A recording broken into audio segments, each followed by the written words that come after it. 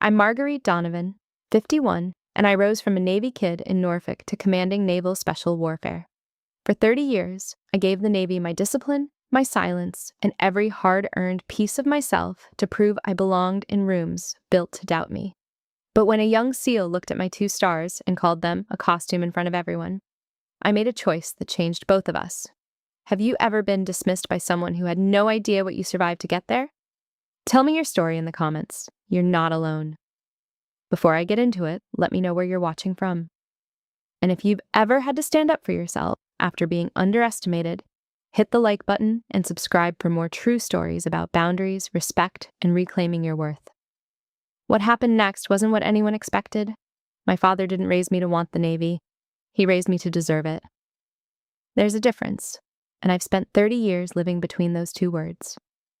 He was Senior Chief Petty Officer Robert Donovan, E-8, United States Navy, and he pressed his uniform the night before every deployment with the same deliberateness other men used to lock their front doors, methodically without ceremony, because it was simply what you did.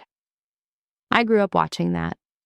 Our house in Norfolk sat close enough to the base that you heard the jets on clear mornings, and he taught me to read a tide chart before I could do long division because he thought that was the right order of things. He never explained his reasoning. He handed me the chart one Saturday when I was 7 years old, pointed at the numbers, and waited. When I got it, he nodded once. That was the whole lesson. He was gone 4 to 6 months out of every 12. When he came back from a 7-month Westpac deployment in 1985, I was 10 years old, 2 inches taller, and able to recite the phonetic alphabet from Alpha to Zulu without stopping. He sat across the kitchen table and listened while I ran through it. He didn't say anything for a long moment afterward. He poured himself a cup of coffee and looked out the window at the backyard, and then he said quietly that I'd need to know that and a dozen other things if I was going to do this right. He meant the Navy. He hadn't asked whether I was going. He assumed I was, in the same way he assumed the tides would continue and the fleet would sail on schedule. Some things in his mind simply followed. He never pushed it on me directly. He never sat me down with a speech about service or duty or what the Navy had given our family across one generation and would give across another. He just lived it in front of me, the discipline, the structure, the particular gravity of a person who takes obligations without complaint and without performance. And it was impossible to be raised in proximity to that and not understand, bone deep, that this was the most honest thing a person could do with their time. By the time I was old enough to have other options, I had already decided. The institution didn't recruit me. The institution raised me, through him, long before I ever set foot on a quarterdeck. He was an enlisted man, Senior Chief Petty Officer, E-8. He never crossed into commissioned officer territory, and he never pretended to want to. He was proud of what he was in the specific way that career petty officers are proud, without performance, without bitterness about the officers above him, without the need for anyone outside the Navy to understand why the work mattered as much as it did. What he gave me, completely and without ever naming it, was a sense of what it means to belong to something larger than yourself without losing the thread of who you are inside it. What I took from that into my own career was 2 things: his pride and the gap between his rank and the rank I intended to reach. That gap was never something he named. It existed, patient and factual, like a reading on a tide chart. I entered the United States Naval Academy at Annapolis in 1993. I was 18 years old, and I had spent the previous decade in a household organized entirely around a schedule set by the fleet. The academy did not break me. I was too stubborn and too prepared for that, but it gave me a lesson in the first week that I would carry for 30 years. I was always being evaluated for something the men around me were allowed to take for granted. Not maliciously, not consciously most of the time. It was the base frequency of the environment, the air in every room I walked into from the first day of plebe, summer onward. The water the fish swam in without noticing it was water. My classmate, Patricia Ellison, was sharper in navigation theory. I was steadier under pressure. We competed without animosity and pushed each other toward things neither of us would have reached alone. Pat was born in 1974, and by the time we were commissioned, she had already developed the composure that would eventually carry her to Vice Admiral. I recognized it before she fully recognized it herself. which is perhaps why we remained friends across 3 decades and 2 careers that ran parallel without ever quite converging. We were alike the way 2 different instruments playing the same pitch are alike. Recognizably the same note, entirely different in resonance. I graduated in June of 1997 in the top quartile of my class, commissioned as Ensign 01, United States Navy. I was one of a small percentage of women in that graduating class.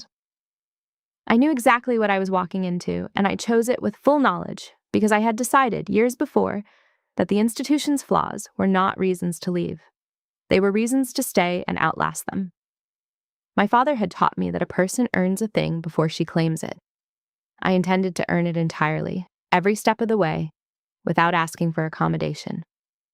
My first sea tour was aboard USS Stout, DDG-55, a guided missile destroyer out of Norfolk. During my second deployment, I was the officer of the deck during a joint maritime training evolution in the Persian Gulf when a SEAL element came aboard. The team coordinator was a competent man who had run this kind of coordination many times before, and when he had something to communicate to the bridge, he addressed it to the chief standing behind me rather than to me. I corrected it once, calmly and without drama, and it didn't happen again. I filed the moment away without bitterness. I was 23 years old. I was the authority on that bridge, and a man had looked through me as though I were not. I was not surprised. I was impressed by their precision as an element, and unimpressed by their situational awareness in anything outside their immediate operational lane. That observation would prove useful later, across many years and many rooms. I was promoted to Lieutenant Junior Grade 02 in 1999.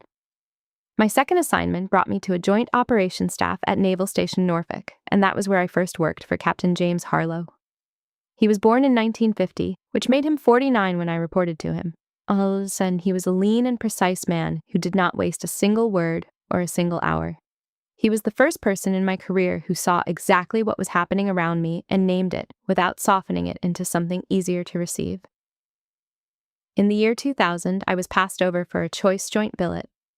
The officer selected in my place was a man with lower evaluations, and the reason had nothing to do with merit and everything to do with networks I hadn't built yet and connections I hadn't been offered.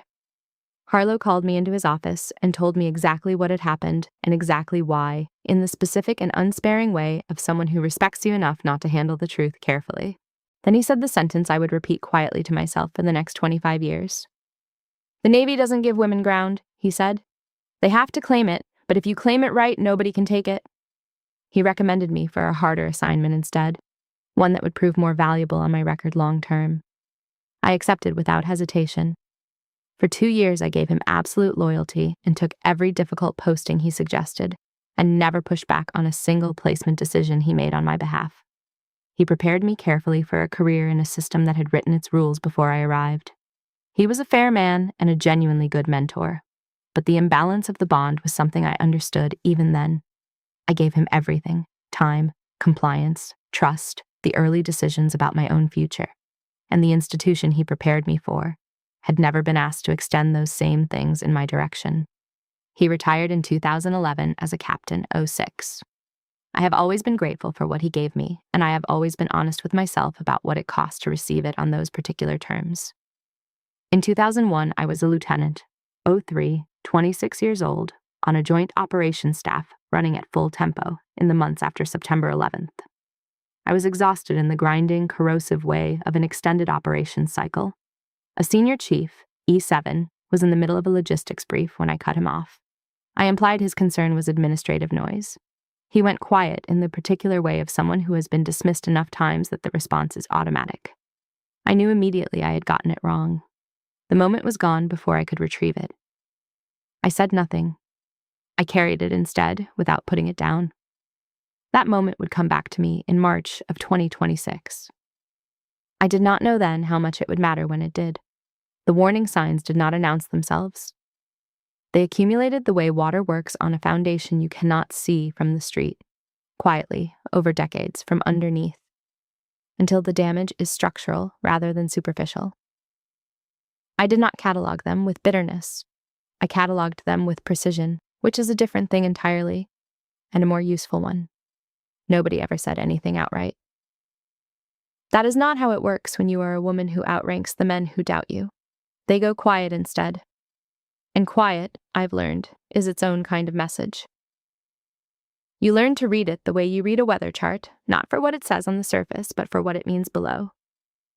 In the year 2010, I was a commander, 05, 35 years old, attending a joint briefing at SOCOM headquarters in Tampa.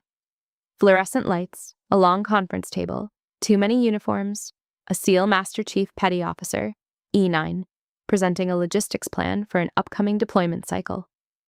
The room had the careful patience of senior officers who have all sat through too many briefings and have learned to absorb information without letting on that they're absorbing it. I asked a pointed question about a resourcing gap in the plan. He heard me. He paused 2 seconds, no more, and then turned and addressed his answer to the male captain, 06, seated adjacent to me at the table, as though the question had migrated across the room by some force neither of them had controlled.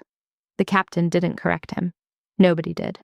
I asked the follow-up, calmly, and this time the Master Chief had no choice but to address me directly. He answered without missing a beat. It wasn't hostile, it wasn't calculated, it was automatic, the kind of routing that happens without conscious design, because the circuitry was installed long before either of us walked into that room. I filed it, I moved on. I have thought about that moment many times since. Not because it was the worst of what I encountered, but because it was the cleanest illustration of the mechanism. Not malice, but habit. Not exclusion by intent, but exclusion by reflex. The Master Chief would have been genuinely surprised, I believe, if someone had pointed it out to him in real time. That was precisely the point. The things most deeply embedded in a culture are the ones its members cannot see themselves doing, because seeing requires stepping outside a frame they have occupied their entire careers. In 2015, I was a captain, 06, 40 years old, attending an informal dinner in Coronado following a joint exercise debrief. Dress blues, good bourbon, a table of 4 male captains and a SEAL Rear Admiral lower half, and me. I was the only woman present, which had long since stopped being something I remarked on even internally. Conversation drifted toward career trajectories and what it took to lead the naval special warfare community. The kind of conversation that surfaces at these dinners when the protocol relaxes and people begin saying what they actually think. One of the captains said, almost conversationally, as though he were observing something obvious, that naval special warfare wasn't really the place for someone who hadn't jumped out of a plane. He was not looking at me when he said it. He didn't have to be. I had not jumped out of a plane. I had commanded a destroyer, worked joint theater operations across multiple deployments, built a record in SOCOM billets that demonstrated exactly the kind of operational understanding the flag level requires. But exceptional inside the wrong category is still inside the wrong category, in their view. I changed the subject without comment, and the conversation moved on. On the drive home, I replayed the moment once, precisely and without embellishment, correctly identified it as a warning about the terrain I would be navigating for the remainder of my career, and did not replay it again. You extract the accurate information from a moment, set aside the noise, and keep moving. In 2018, I was a Rear Admiral lower half, 07, 43 years old, and I had been substituted in at the last minute to chair a SEAL pipeline briefing at NAB Coronado. The 3 06 captains who prepared the brief had prepared it for a different admiral, a man, the specific kind of flag officer this community had always briefed and always anticipated. When I walked through the door, they adjusted. Not dramatically, visibly. They kept glancing at the chair the other admiral would have sat in, recalibrating their performance to an audience they hadn't expected, the way musicians recalibrate when a conductor they didn't rehearse for steps to the podium. I ran the briefing without acknowledging the fumble. I asked better questions than the admiral who hadn't shown up would have asked. I knew the material, and I knew which gaps the briefers were glossing over. Afterward, one of the captains came to me, genuinely to his credit, and said the brief hadn't been structured correctly for my area of focus. I told him to update it for the file. He did. I was not angry. I want to be precise about that because anger is sometimes misread as the only honest response to accumulated dismissal, and I've found it's not always the most accurate one. What I was, by 2018, was keeping an honest count. Not for the purpose of settling scores, I have never been interested in that, but because accurate information even about the things that diminish you, is more useful than comfortable inaccuracy. The ledger was real. I kept it honestly. In 2022, my promotion to Rear Admiral Upper Half 08 came with the announcement that I would be the next commander of Naval Special Warfare Command. I was 47 years old. The reaction from the community was not hostility. Hostility I could have worked with directly. What I got was silence. The careful, measured kind that says we'll see, and underneath that means we doubt it. Word reached me through my aide, cleaned up from whatever version had circulated in the team houses. The buzz was that I was surface warfare, that I hadn't come up through the pipelines, that I didn't know the teams from the inside. There was no malice in it I could identify. It was a community talking to itself about an outcome that hadn't matched its frame. I said one sentence to my aide about it and never brought it up again. Let them wonder. 2 years from now, they'll know exactly where I stand. In March of 2024, I assumed command of Naval Special Warfare Command at Naval Amphibious Base Coronado. I was 49 years old, 2 stars on my collar, a photograph of my father, Senior Chief Petty Officer Robert Donovan, who taught me to read a tide chart and never pushed the Navy on me and died in 2019 at 71 without seeing what his daughter became, pinned to the corner of the wall above my desk. The only personal object in the office, the only one I needed. I opened my first operational brief. The day began. By March of 2026, I had held the command for 2 years and earned the professional respect of every senior officer in the Naval Special Warfare community. The junior operators, the ones in the team houses, the ones who never attended senior briefings and had no occasion to see me in the ordinary rhythm of their work, still didn't know my face. That was the gap. That was what made everything else possible. I knew there would be a moment. I did not know the shape it would take, or the night, or the particular young man who would supply it. But I had been in this institution for 30 years, and I knew the gap between what the senior officers understood about me and what the junior operators assumed I was. Somewhere in that gap, eventually, something would have to resolve itself. I had outlasted every other form of doubt this community was capable of generating. I was still waiting for the last kind. March came. The moment found me the way these moments always find you. Without warning, in the middle of an ordinary evening, when you stopped for one bourbon on the way home, and the door was still swinging open on whatever came next. It is the evening of March 20th, 2026. I am 51 years old. I have commanded Naval Special Warfare for 2 years. 3 days ago, I attended Patricia Ellison's change of command ceremony at North Island Naval Air Station. She was moving on to her next assignment, a chapter closing for both of us, and I had sat in the 3rd row and felt the particular weight of watching someone you have known since 1993 step forward into a new version of herself. Tonight I want one bourbon and the drive home. I stop at the Officers Club at NAB Coronado just after 2000 hours. I am in my dress whites because I came directly from a farewell dinner on North Island and haven't changed. I'm not dressed for performance tonight. I'm dressed because of where I came from, not because of where I'm going. I park, walk in, sit at the bar, and nod at the bartender. He is Petty Officer, 3rd Class Marcus Webb, 22 years old, born in 2003, and he gives me the standard nod and takes my order without fanfare. I appreciate that about him without saying anything. The bar is sparsely occupied on a weeknight in March. A few tables of junior officers, low voices, the television running highlights that nobody is watching closely. I've been in that bar a dozen times over the past 2 years. It is unremarkable in the way good institutional spaces are unremarkable. Functional, clean, predictable. The kind of place where the lighting doesn't ask anything of you and the conversations at the tables stay at a polite remove. I've never been approached there. I've never been the subject of anything beyond the standard courtesies that come with wearing 2 stars. I've sat at that bar and thought through operational problems, reviewed mental notes, worked through the kind of thinking that doesn't fit inside office hours. 2 years, a dozen visits, and nothing had ever interrupted the particular quiet of that stool and that drink. 2 minutes after I sit down, Lieutenant Junior Grade Connor Briggs drops onto the stool next to mine. He does not ask. He drops onto it the way operators drop onto surfaces when a workup cycle finally ends, with the loose, unsuppressed energy of a man who has been at maximum tempo for months and is, at last, not. He is 26 years old, born in 1999, just back from a training rotation that has kept him at the team house until well past midnight for weeks running. He has never attended a senior briefing. He has never been introduced to a flag officer outside a formal ceremony context.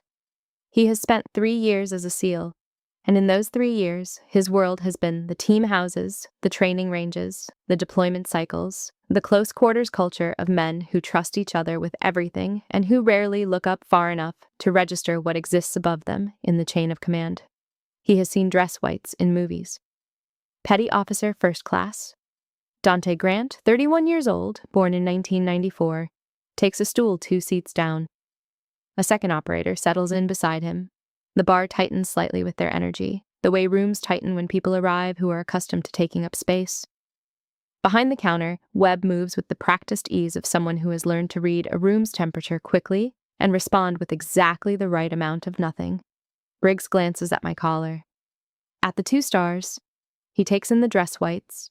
He is tired in the way men are tired at the end of a long workup, permission slipping, filters loose, the full-tempo performance of operational readiness put down for the evening alongside his gear. He smirks, not cruelly, not with any calculation behind it. With the unguarded amusement of a young man who thinks he has found something funny and has not yet developed the instinct to interrogate that impulse before it becomes a sentence. "Nice costume, honey," he says. "Hollywood-grade stars." Grant snorts. The second operator half smiles into his glass. I do not turn. I take one slow sip of bourbon. I say nothing. I have been the senior woman in too many rooms to spend energy on a junior officer's bad night, and I learned long ago that reacting is what people remember instead of what was said. I give him nothing. The silence around the bar drops 1 degree, a half-second compression of ambient noise. Webb going still, Grant registering something he can't quite name yet, the television running on in the background as though nothing has shifted. I wait. I've learned to wait. The door opens. Captain Eric Richards walks in. He is 44 years old, born in 1982, the commanding officer of SEAL Team 3, and he executes a room scan so deeply habitual it takes less than 1 second. In that second, he finds me. His hand goes to his brow before he has consciously decided to salute. His face drains, not dramatically. The color simply goes, the way color leaves a face when the body understands something a half beat before the mind catches up. He has briefed me 4 times in the past 6 months. He stood next to me at my 2-year anniversary of command the week before. He knows my face the way commanding officers know their senior's face, instinctively, because it matters for their career and for their men. He looks at his men. He looks at me. He looks at his men again. "Out," he says. "Right now." 3 words, no inflection, no explanation offered, and none required. Briggs turns. He stands and moves toward the door. It is somewhere between the stool and the exit. 4 steps, maybe 5, that it assembles in his mind. 2 stars on dress whites. A Naval Installations Officers Club in March. His captain's voice stripped of every register except command. He goes pale. He keeps walking because there is nothing else to do. Behind him, Grant and the second operator follow without a word. Richards holds his salute, motionless, until I give a small, unhurried nod. Then he follows his team through the door. It swings shut. The room is quiet. Webb looks at the door. He looks at me. He says nothing, because there is nothing to say, and he is smart enough to know it. He picks up a glass and continues cleaning. That tells me something about him that I file away for no particular reason, except that I've spent 30 years noticing the people who understand what to do with silence. I sit for another 5 minutes. I finish my bourbon at the pace I intended to finish it. I place the exact cost on the bar, plus a tip, and stand and walk out. The cool March air, the parking lot, the bay somewhere past the tree line, its particular harbor smell. On the drive home, I think about the architecture of what just happened. Not the insult itself. I have been carrying those for 30 years without serious damage. What I'm sitting with is the structure underneath it. A junior officer who spent 3 years inside my command without ever learning what I looked like. That is not entirely his failure. That is a structural failure, and I run the structure. He walked into a bar on his installation and saw a woman in a costume because nothing in his daily environment had ever required him to know otherwise. I don't say this to excuse him. I say it because accurate diagnosis requires looking at all the contributing factors, including mine. The incident corrected itself when Richards walked through the door, but only because Richards happened to walk through the door. Without him, the moment passes without consequence. And Briggs carries a version of that joke through the rest of his career without ever understanding what it cost the first time he told it. I sit with that the whole drive home. Not in bitterness. In the particular clear-eyed way I've always processed the things that actually matter. There is a decision forming. I can feel it the way you feel a navigation fix coming together. The lines of position converging, the fix not yet plotted but already clear. I go over the incident twice on the drive home. Once as it happened, once in slow motion, the way I work through any incident, methodically, extracting what is accurate, separating it from what is noise, identifying what the moment actually means rather than what it feels like in the moment. I am not shaking. I am not particularly angry in the acute way anger presents.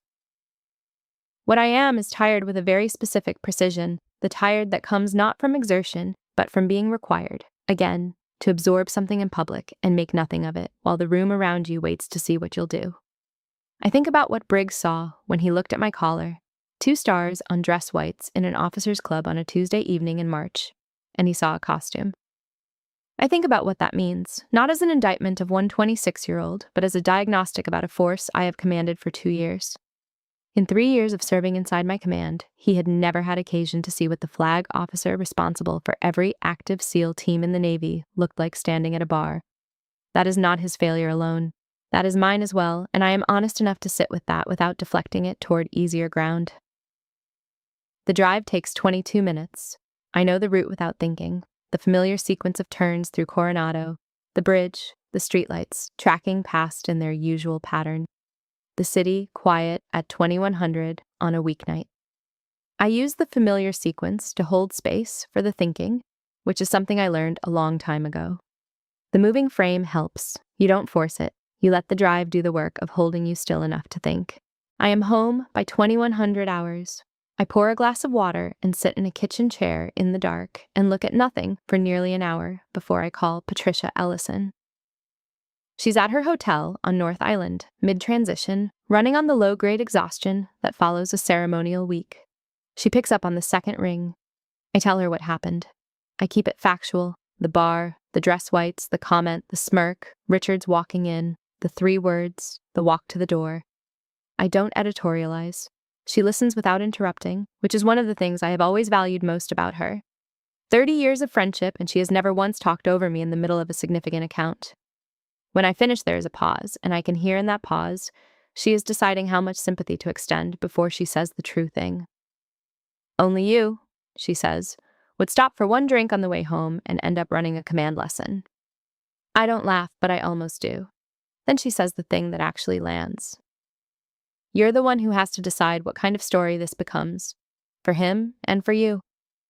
I don't respond right away. I turn that over. She doesn't fill the silence because she knows I'm working and she's good enough not to interrupt work. We have been in the Navy long enough to understand that some moments require no elaboration, only the space to let the right thing form at its own pace. She waited the way she has always waited, with patience that isn't passive but actively held, a deliberate silence that gives the other person room. The call ends shortly after. I don't sleep much that night. I lie in the dark and trace the edges of the decision I'm already forming, checking it from different angles, the way you check a navigation fix before you commit to the course. One angle at a time, holding each assessment up against what I actually know rather than what I feel, which is a discipline I've practiced long enough that I can do it even when the feeling is genuine. I am at my desk by 0600 hours on the morning of March 21st, before the building fills, before Richards and Briggs are due at 0800. The building is still and cool at that hour, the overnight staff cycling out, the day staff not yet in.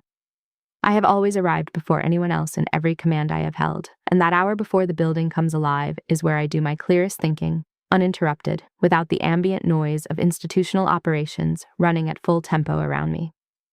I pull Briggs's service record on screen and read it with the same attention I bring to any assessment where I need to understand what I'm actually dealing with before I decide how to proceed. Born in 1999, which makes him 26. Clean record, consistently strong evaluations from Richards across every deployment and training cycle. 2 deployments completed, 1 commendation, no disciplinary flags. A young officer on track by every objective standard. The record of a person the institution considers an asset without reservation. I am not reading this to find ammunition. I am reading it to understand what kind of man walked up to that stool and said what he said, because what he said and who he is are not necessarily the same thing. And getting that wrong would cost me the only outcome I care about. By 0630, I have found what I'm looking for. He acts before he thinks, and then he learns from the consequence. The evaluations over 3 years tell a consistent story. Initial misjudgment, course correction, growth. Not the pattern of someone with a character problem, the pattern of someone who is still becoming. This is a developmental stage, not a flaw, and treating it like a flaw would produce the wrong outcome. I recognize it not abstractly, but from the inside, because I lived through it once. I think about 2001. I was 26 years old, a lieutenant on a joint operations staff, exhausted after a long operations cycle in the months after September 11th. A senior chief was mid-brief when I cut him off and implied his concern was administrative noise. He went quiet in the practiced way of someone who has absorbed dismissal enough times that the response is automatic. He was E7 and I was O3, and I used that gap carelessly. I knew immediately I had gotten it wrong. The moment was gone before I could retrieve it. I said nothing. I carried it for 25 years. I was 26 once. I said things I couldn't take back.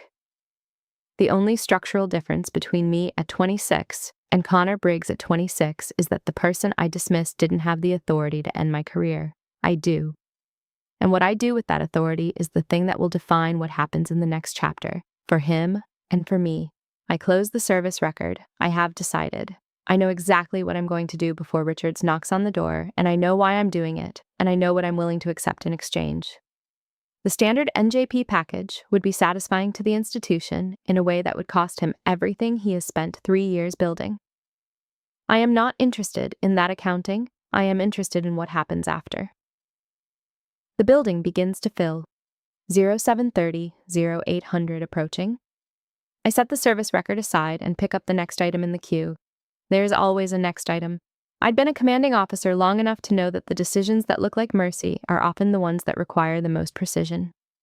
Giving Briggs the easy consequence, the one the institution expected and the community wanted to see, would have been simpler. Administratively clean. A flag officer responding to disrespect with the full force of available authority. The community would have approved. The message would have been visible. And nothing would have changed because the lesson applied would have been about consequence, not about comprehension. You can make a man fear the rank.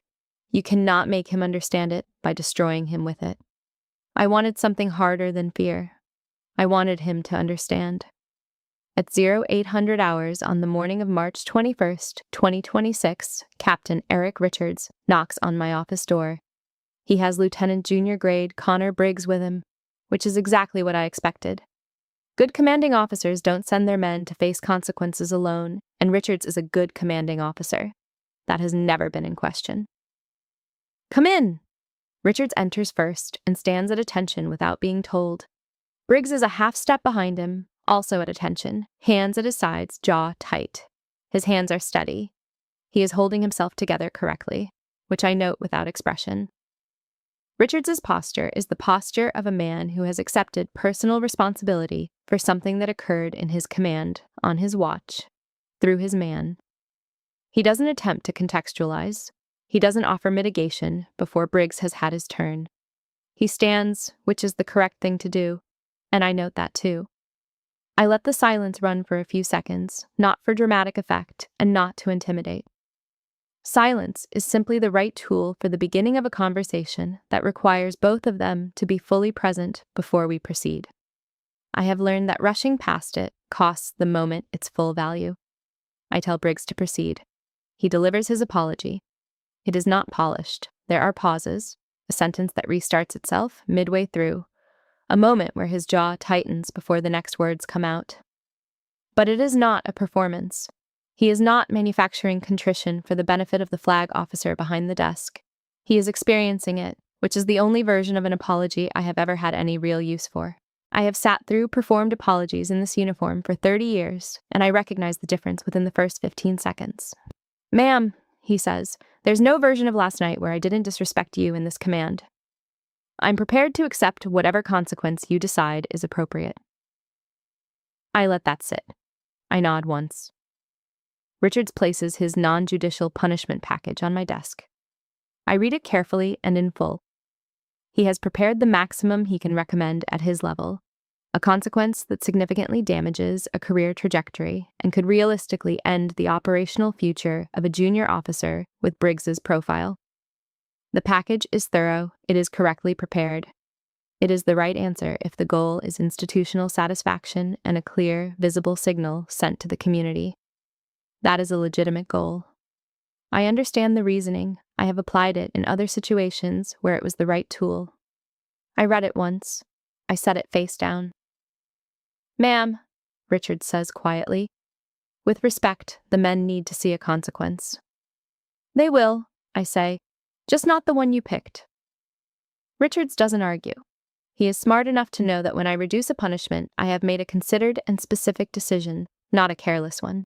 Something in his expression adjusts, not agreement, not disagreement, but the real-time recalibration of a good officer who is paying close attention and updating his assessment in real time.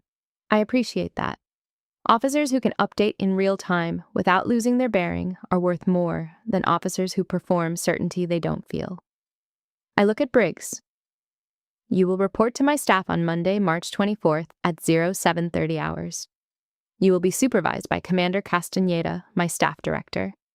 Beginning that first morning, you will read every memo, every operational order, every budget decision, and every piece of congressional testimony I have signed in the last 2 years. You will write a summary of 3 documents per week and submit it to Commander Castaneda. You will do this for 90 days. You will do it without complaint, without explaining yourself to your teammates, and without missing a single day." I pause and let that settle before I continue. "You will not receive a certificate at the end of this rotation. You will not be thanked. What you will receive, if you do the work correctly, is an understanding of the command you walked into last night and spoke to like she was someone's girlfriend in a Halloween costume. That is the consequence." Neither man speaks. The quiet in my office is a particular kind of quiet, the kind that follows a decision that has landed completely, with full force, without needing to be restated. "You were 26 years old," I say to Briggs, and this is the only personal thing I say in the entire meeting. "And your captain hadn't walked in the door yet. I know what that means. I was 26 once. What happens in the next 90 days is what you do with that fact." He doesn't respond. He doesn't need to. I tell them they're dismissed. They leave in the correct order.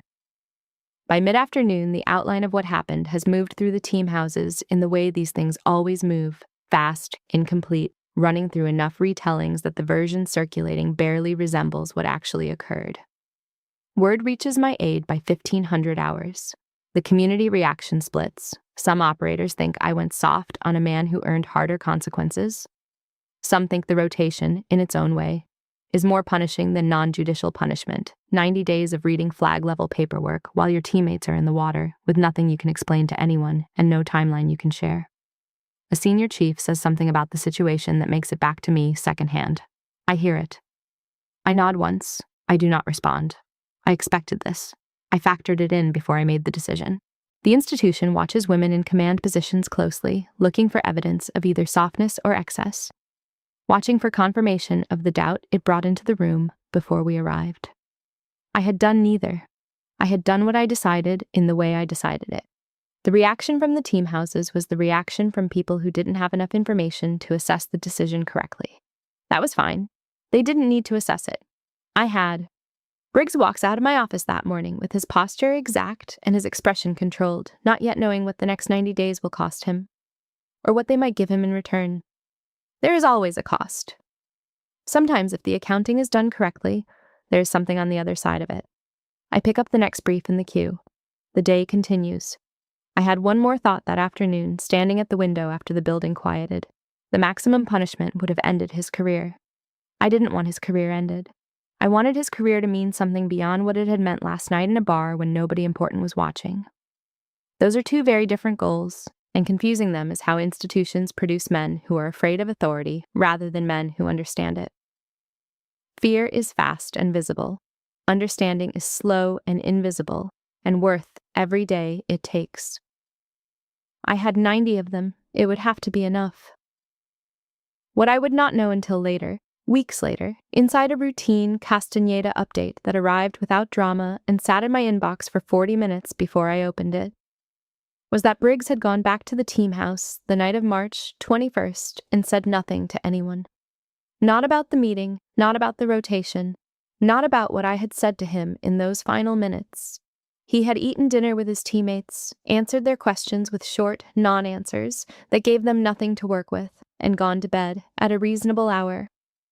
I know this only because his roommate mentioned it to Grant, who mentioned it to someone who mentioned it to an E7, who included it in an after-action note that ended up routed through my staff for an unrelated reason. What it told me was this. He had understood, from the moment he left my office, that the next 90 days required him to carry it alone. He hadn't been instructed to do that. He simply arrived at it on his own, and he did it without complaint, and that told me something about his character that the incident at the bar had obscured. The foundation was there. The work ahead was building on it. Lieutenant Junior Grade Connor Briggs reports to the Naval Special Warfare Command Staff on Monday, March 24th, 2026. He is 26 years old.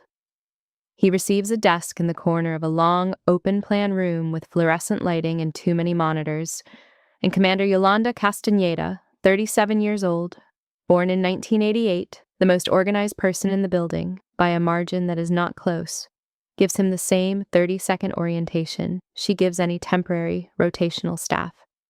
Desk, login, document storage, weekly summary deadlines. She does not explain why he is there. She assumes he knows. "You're not here to learn what we do," she tells him, setting his first stack of documents beside his keyboard without ceremony. "You're here to learn what it takes to do it. Those are not the same thing." Castaneda is efficient in the way that cuts cleanly through everything non-essential. She is not unkind, she is clear, and clarity in a working command staff is its own form of respect. She will not coddle him, and she will not make it harder than it needs to be. She runs the administrative heart of a command that manages every active naval special warfare element in the Navy, and she has no patience for waste of any kind, of time, of attention, of words. She has been my staff director for 14 months, and in that time has never once been wrong about a person. I consider that a meaningful data point. His first stack of reading begins with the Naval Special Warfare Budget, Justification for fiscal year 2025. It is 214 pages long, and none of it has anything to do with tactics, weapon systems, direct action, or any of the operational content that has defined every meaningful day of his career so far. He reads it the way operators read things outside their primary domain when they're still figuring out what the domain is for. Carefully, without comprehension of the full context, gathering raw material that hasn't yet organized itself into meaning. He reads it. He takes notes. He keeps them. The first week passes without event. He is on time every morning. He does not ask questions outside the boundaries of the assignment. He does not seek conversation beyond what is necessary. He is doing the minimum correctly, which is all I required, and I expected nothing more in the first week. The minimum correctly is where everyone begins. What happens after the minimum is where you learn who someone is. The reading is not what he expected. Budget justifications. Congressional testimony prepared over weeks of interagency coordination. Operational deployment orders running to dozens of pages of logistics and resource allocation. Readiness assessments tied to capability requirements 2 years out. The full administrative and political apparatus of what it takes to run naval special warfare at the flag level. The thousands of decisions, routine and consequential, large and small, that make possible the things operators do in the field without pausing to consider how any of it got there. None of it had existed in his frame of reference before this desk and these fluorescent lights. It begins to exist now, one document at a time, the way things only exist once you've read them with enough care to understand what they cost. In week 3, he submits his first formal summary of a memo I signed in 2024 authorizing a funding redirection to protect a SEAL team's training cycle during a budget sequester. The memo is 3 pages. The document trail behind it runs to 11 pages of attachments. His summary is technically accurate, but flat. He captures the outcome without grasping the mechanism or the cost of achieving it. He knows what happened. He doesn't yet know what it took to make it happen, or how many earlier decisions were repositioned over several weeks to make that one memo possible. Castaneda returns it with 2 questions he cannot answer from the documents he read. He has to trace back through 4 additional files. He does this without complaint. Castaneda notes it in her weekly paragraph to me without editorializing. Good sign, early but clean. By day 42, he is at his desk at 2100 hours, taking notes by hand on a budget hearing transcript from 2019. The building is mostly empty. The overhead lights hum. His pen moves in steady lines across a notepad that is already dense with annotations from previous sessions. He has not seen me since the morning in my office, and he has not asked about me, and he has told no one on the staff why he is there. The desk in the corner has simply become his station, unremarkable in the way of furniture that has been in a room long enough to belong to it. He's doing the work. I didn't check in on him. That wasn't the point, and it would have been the wrong signal. The point was for him to walk through 30 years of decisions and come out the other side knowing, in his bones, that the work existed. Not in the abstract way you know things that haven't touched you, but in the specific, documented, consequential way you know things that have run through your hands. You cannot give someone that. You can only create the conditions in which they might find it themselves and then wait to see what they do in the silence. Castaneda sends me 1 paragraph per week. She's precise and unsentimental in her reporting, which means when something shifts in her assessment, it is because something real has shifted and not because she has decided to be generous. The first 5 paragraphs describe a junior officer completing the assignment correctly and without complaint, the minimum I required. In week 5, her paragraph notes something additional. His questions are shifting. He is beginning to trace footnotes into documents outside his assigned reading, following threads that weren't in his original stack. He stays late twice that week without being told to. In week 6, her update is slightly longer. He is asking about intent now, not just execution. Why was a decision structured the way it was? What was the political cost of a particular budget move? What does it actually take to move a readiness determination through a chain with institutional resistance at multiple levels? He is asking things that require her to think before she answers, which means he has moved past the surface of the documents and into the mechanism underneath. She doesn't frame this as praise. She frames it as a data point, which is the correct framing and is precisely why I trust her assessment. Praise is an interpretation. A data point is a fact. I needed facts.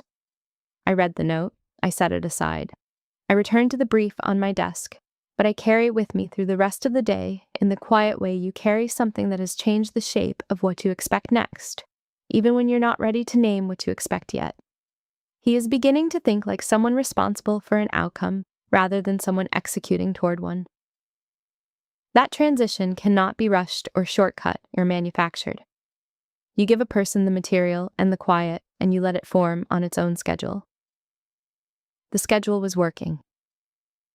There was one more thing Castaneda told me at the end of week 6 that she had not planned to include, but added in a final sentence without elaborating. She had passed him in the corridor on a Friday afternoon as he was leaving, early for once, which she noted because early departures had been rare for him in the 6 weeks since he arrived. She passed him without occasion. He said, without prompting and without stopping walking, "Good evening, Commander. Correct form, correct register, no performance." She said it back. He continued to the exit. It was a small thing. I sat with it longer than small things usually warrant, which is its own kind of signal that something is accumulating here worth paying careful attention to. In late April and into May of 2026, something begins to shift. Not announced, not in any single moment you could point to after the fact. Perceptible if you were paying the right kind of attention from the right distance, which I was. I have learned across 30 years to distinguish between the performance of change and the fact of it. They feel different from a distance if you know how to look. Performance has a quality of staging, something slightly too visible, slightly too timed. The real thing happens unevenly, with gaps and backslides driven by internal pressure rather than external reward. What Castaneda was reporting had the texture of the real thing. On approximately day 45, Castaneda sends me a brief note outside our normal weekly rhythm. She flags it as an observation rather than a report. The distinction matters because her formal reports carry a particular register and her observations carry a different one, and she has never confused the two in 14 months. Briggs has submitted a formal request through proper channels to access a disciplinary review record I chaired in 2023. It was not in his assignment stack. He found it by following a reference in a footnote of a document he had been assigned, submitted the access request through the correct routing, identified the appropriate authorization level, and waited for approval rather than proceeding without it. The case involved a junior officer disciplined for a lapse in judgment following an extended deployment. I had reduced the punishment in that case as well. He found the pattern in my decision-making without being shown it. He arrived at it the way I arrive at most things, by following the work until the logic became clear. He hadn't needed me to explain it.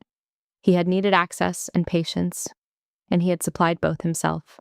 I am 51 years old, and I have commanded this organization for 2 years, and I looked at Castaneda's note and felt something I didn't entirely expect. The particular satisfaction of watching someone use exactly the tools you gave them to find exactly the answer you left for them to find, without any direction. That satisfaction is quiet. It doesn't announce itself. But it is genuine, and I think it's important to be honest about the fact that it happened. I reply with 2 words: noted, approved. Then I return to the brief on my desk. But I carry it through the afternoon. A few days later, Captain Richards stops me in a corridor outside my office. He's on his way somewhere and doesn't make an occasion of it. No meeting request, no preamble, no staging of any kind. He simply stops, delivers 6 words, and keeps walking. He's a different person. Thank you, ma'am. Richards is not given to flattery. That has always been one of the things I respect about him.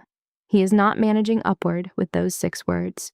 He is not positioning himself relative to an outcome that reflects well on both of us. He is reporting a fact, because he is a good commanding officer, and good commanding officers report facts. The fact is this: the man he brought to my office on the morning of March 21st and the man working in my staff space 50-plus days later are not the same in the ways that matter professionally. He needed me to know. He said it in exactly the number of words it required and then kept walking. I stood in the corridor for 3 seconds after he turned the corner, holding that, before I continued to wherever I was going. On what Castaneda has logged as day 57, I need a physical document she has pulled for my signature. I walk through the staff space directly to her desk. Not an inspection, not a deliberate visit, simply a necessary errand that happens to route me through the room where Briggs works. The room is active in the mid-morning way. Staff officers at stations, the ambient noise of routine operations, the low, steady hum of an institutional organism doing what it does every day without drama. I cross toward Castaneda's desk. Along the far wall, Briggs is at his desk. He sees me enter. He stands immediately and without hesitation, not looking around to see whether anyone else is rising first, not waiting to read the room for the correct response. The natural, correct, unhesitating response of someone who has understood something real about what it means to be in a room with the person who commands the force he serves. Not at rigid attention, not performing anything for an audience, just standing, the way the institution has always asked for and rarely received from the right place, from actual understanding rather than procedural compliance. He doesn't look at the stars. 2 months ago, he had looked at the 2 stars on my collar and seen a costume. Now he was looking at the person. I nod once, take the document from Castaneda, and continue out of the room. Under a minute, in and out. No comment, no acknowledgement beyond the nod. The correct response to the correct behavior is not a performance of approval. It is simply the nod and the work continuing. I thought about it all the way back to my office. Trust isn't built in a speech. It's built in 1,000 small moments that nobody announces and most people don't log. He stood. He didn't look at the stars. He didn't wait to see what everyone else did. He simply knew what the moment required, and he met it. And that told me something about the shape of the person he was becoming that no memo in my stack had been able to confirm.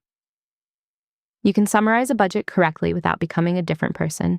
You can trace a footnote through 3 documents without understanding what you've done. The standing was different. The standing said the comprehension had moved from his desk to his posture, which is the only place that matters. That evening, I write 1 line in a small notebook I keep for the kind of thoughts that don't belong in official correspondence. I am not a diarist. The notebook has fewer than 30 entries across 10 years because I've never had patience for sentiment as a regular practice. But some things deserve a record that isn't institutional. The line reads, Day 57. He stood when I walked in. He didn't look at my stars. I closed the notebook.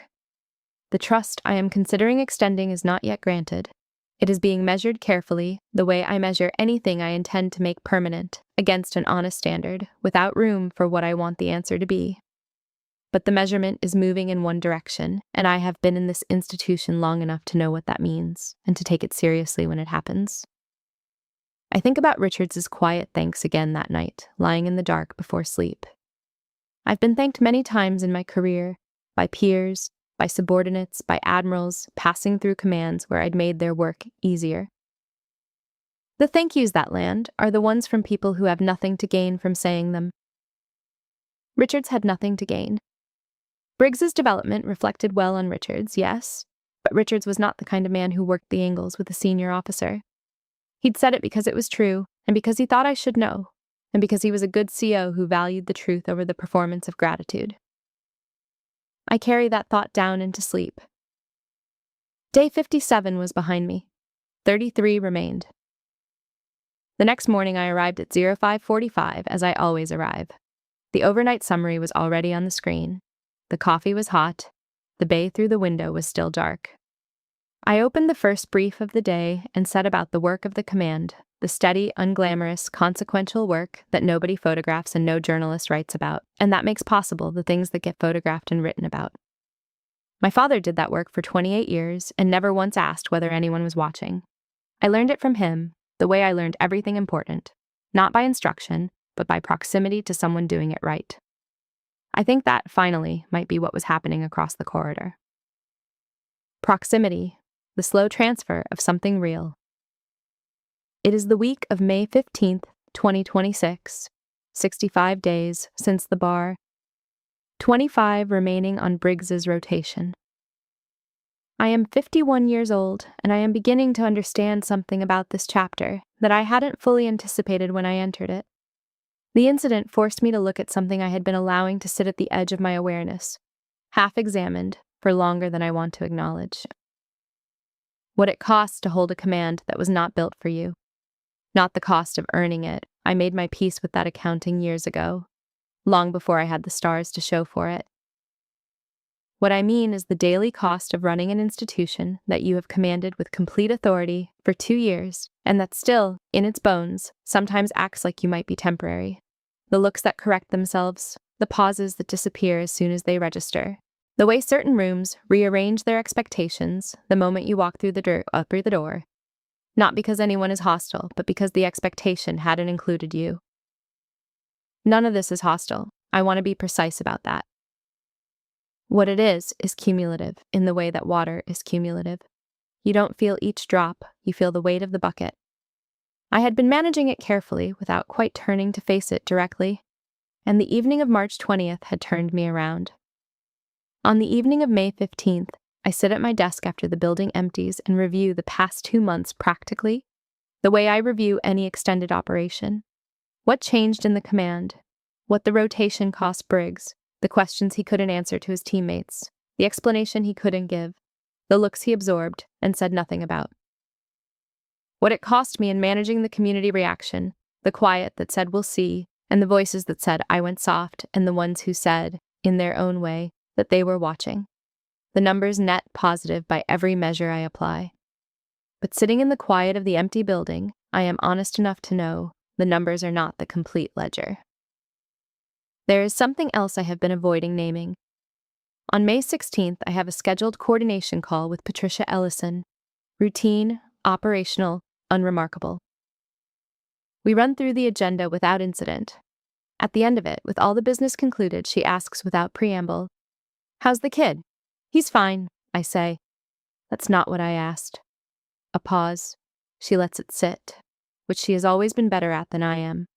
I have been in close company with Patricia Ellison for 30 years, and in that time I have never successfully managed a silence she decided to hold. She waited. "I'll let you know," I say. The call ends. I sit at my desk without picking anything up for a long moment. She is not asking about his performance. She knows his performance. I have included it in our coordination notes the way I include any relevant staff development. She is asking what I am carrying. She has been asking it, in her way, since the night of March 20th, and I have been answering the adjacent question instead of the actual one. The adjacent question is the easier one, so I've been answering that. That evening I opened my own service record. I do this rarely, twice in a decade, when I need to measure a decision against the full weight of what came before it. I find the entry dated March 21st, 2026. LTJG Connor Briggs, 90-day staff rotation, no NJP, commanding officer's discretion. I read it for a long moment. I sit with the fact of it in a document that will follow both of us for the rest of our careers. I made the decision in full knowledge. I would make it again. But I am measuring it now against 30 years of entries, and I want to be certain it holds. It holds. The record is a strange thing to sit with. Your own, in the dark, late in a building that has emptied around you. 30 years of decisions laid out in the flat, factual language of institutional record-keeping. The assignments, the promotions, the billets, the deployments. Nothing in the language of a service record captures what any of it actually felt like, which is correct. That is not what service records are for. But sitting with mine, I find myself reading between the formal entries for the things that aren't recorded, the conversations that didn't happen, the doors that opened later than they should have, the years of performing competence in front of audiences who hadn't fully decided yet whether to take it seriously. The costs that don't appear in any entry because the institution has no category for them and no language adequate to the accounting. On the evening of May 17th, late, I am sitting on the edge of my bed with the lights low and the notebook on the nightstand and the harbor quiet outside. And I identify the real question, the one I have been sidestepping for 67 days. I'd been asking myself whether I'd handled that night correctly, but that was never really the question. The question was, why did a 26-year-old's thoughtless remark get inside at all? After 29 years, after everything I had outlasted and claimed and built and held onto. Why did Connor Briggs's careless smirk reach me in a place I believed I had long since reinforced? The honest answer, arriving past 2,300 hours in the dark of my own quarters, is that I am a human being. Human beings are reachable. The ones who tell you they're not are either lying or have stopped feeling things, which amounts to the same problem. Being reachable is not a weakness. It is the cost of being genuinely present in the work. I have always been genuinely present.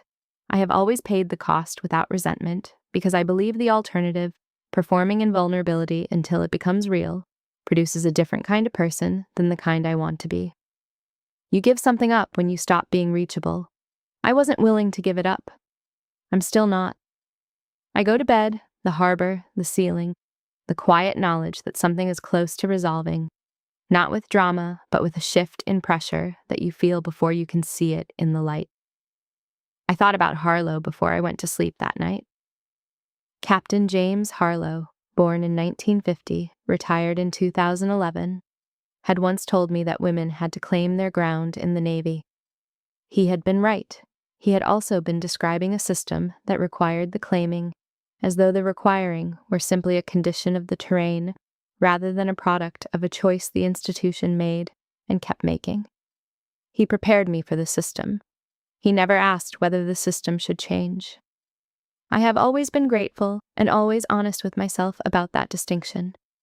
What I thought about, lying there in the dark, was what a different kind of mentor might have said. Not better necessarily. Harlow gave me what he had. and it was genuinely valuable. But different. Something about the cost of the claiming and what you owe yourself on the other side of it. About the difference between resilience as a strategy and resilience as a permanent state you can never leave. I hadn't had that conversation in my career, not with anyone. The notebook entry from day 57 sat on the nightstand in the dark.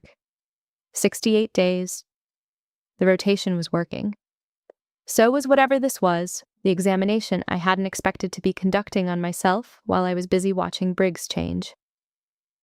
I would let you know, Pat. Not yet, but soon. I closed my eyes. Day 68 behind me.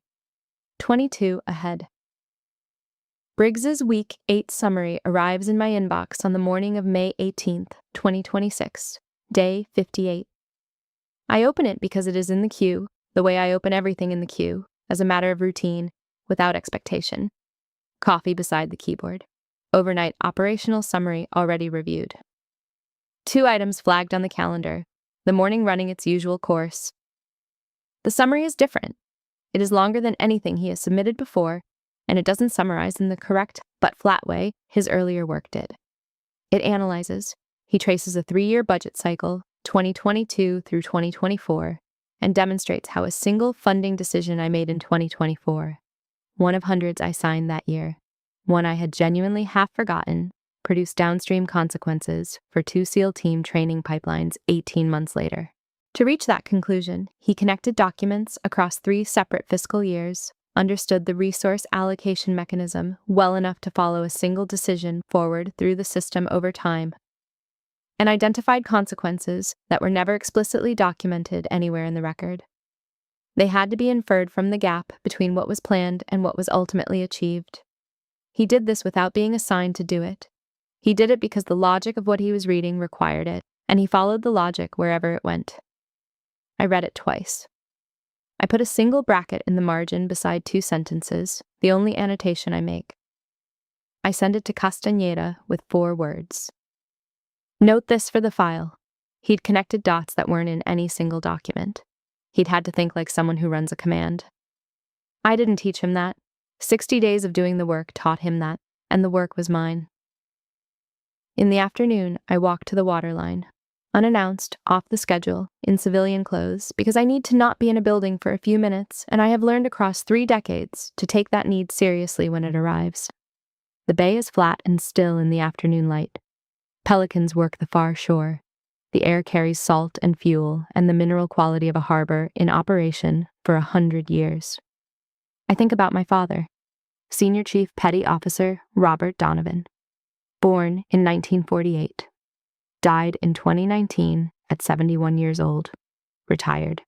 A career petty officer who did not live to see his daughter's 2nd star and who never stood in this command and watched what she became. I have made my genuine peace with his absence, the actual kind, not the performed kind. But standing at the water, I feel it the way you feel an old injury in cold weather. Familiar, honest, not sharp. He would have been confused first. A woman running Naval Special Warfare Command, his daughter. He would have needed a minute with that, not because he doubted me, he never doubted me, which was one of the most useful things he ever gave me, but because his frame of reference was built in a different era. And he was honest enough to know that updating takes time even when you're willing. And then he would have been proud in the particular way career petty officers are proud of officers they raised, mostly silent, a little odd, never quite comfortable with the gap between enlisted and commissioned, even when the commissioned officer is the one you taught to read a tide chart before she could do long division. He would have said something sideways, eventually. I would have understood exactly what he meant. I stand at the water. I think about the bar, the stool, the comment, Richards walking in. I think about the 60 days since, the desk in the corner, the documents, the questions getting better week by week, the day Briggs stood without hesitation when I walked into the room. And then I set it down. That is the only honest language I have for what happened standing at the water that afternoon. Not forgiveness exactly. Forgiveness implies a debt owed, and what I'm interested in has never been that accounting. I set it down. It happened. I handled it in the way I decided, and I would decide the same way again. And something came from it that wouldn't have come otherwise. The incident that arrived feeling like an insult became, across 60 days, a course correction. I hadn't expected to be included in the correction, but I was, and I'm honest enough to say so. I stand at the water for 8 minutes, then I walk back. The work is always still there, and I have always been glad for that. On the morning of May 19th, 2026, day 59, I am at my desk at 0545. Overnight operational summary open on the screen. 2 items flagged on the calendar. Coffee still hot. The bay through my window going from gray to silver, to the beginning of gold as the light comes in low off the water, the way it does in late May when the days are long and the harbor is calm in the early hours. The routine runs the way it has run for 2 years. Overnight summary, operational flags, staff coordination, the steady administrative rhythm of a command that does not pause for the commanding officer's private reckonings. At 0700 hours, a message arrives from Castaneda. It is outside the normal reporting cadence. She has flagged it non-urgent but marked it personal in the subject line, which she has never done before in 2 years of working for me. Briggs has submitted a formal request through proper channels to send a letter of apology to Petty Officer 3rd Class Marcus Webb, the bartender who was behind the bar at the Officers Club on the evening of March 20th. He is not asking to reduce his rotation or adjust its conditions. He is not asking for acknowledgement or anything in return. He found the correct form, filled it out correctly, routed it through Castaneda to my office, and attached a draft of the letter. 2 paragraphs, direct, unadorned, and making no request of anyone. I read the message once. I set the mug down. I sit with it for 60 seconds. 1 full minute, longer than I normally sit with anything. He didn't ask to apologize to me again. He asked to apologize to the lowest-ranking person in the room on the night of March 20th. The 22-year-old Petty Officer 3rd Class who had watched everything happen from behind the bar and had no authority to say or do anything about any of it. Marcus Webb, who had given me a standard nod and taken my order without fanfare, and then stood very still while a junior officer made a fool of himself, and a captain came through the door and cleared the room in 3 words. Marcus Webb, who had been a witness to something he could not address and could not unsee, and who had gone home that night and sat with it alone, without anyone acknowledging what it had cost him to stand quietly in that bar and absorb what he absorbed. Briggs remembered him. After 58 days of budget documents and operational orders and congressional testimony and readiness assessments, after all of the work I had built across 30 years and that he had read through with increasing care and comprehension, the thing that made him reach for a form and a pen was not something I had signed. It was the face of a Petty Officer 3rd Class who had been quiet when he should have been able to say something. That told me everything the previous 58 days of memos could not. I typed the approval. 2 words. Request approved. I routed back through Castaneda. The message is sent, and something releases. I am not going to make it more than it is, because it is not dramatic. It is quiet. It is the specific quiet of a decision that has finished running its course, the particular exhale of a thing that has arrived, finally, at its right destination. Not because Briggs is now a finished product or a permanently changed officer. You do not finish people in 90 days. But he had found, somewhere in 58 days of working through documents that represented 30 years of work, something that looked like conscience. And he had followed it, not toward me, not toward anyone with the power to reward him for it, but toward the person in that room on March 20th, who had the least standing and the fewest options for doing anything with what he was offering. The overnight summary is still open on my screen, 2 stars on my collar. 31 days left on Briggs's rotation.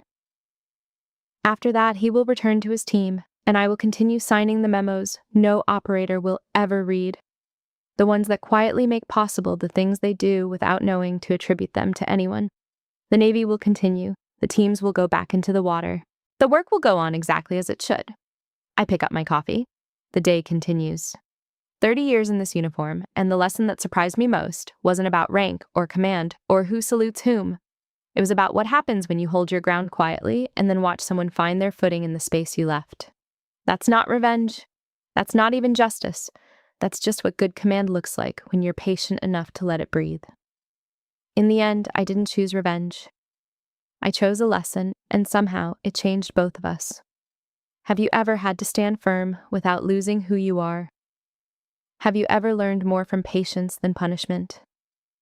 Tell me in the comments if this story meant something to you. Like, subscribe, and stay with me for the next one.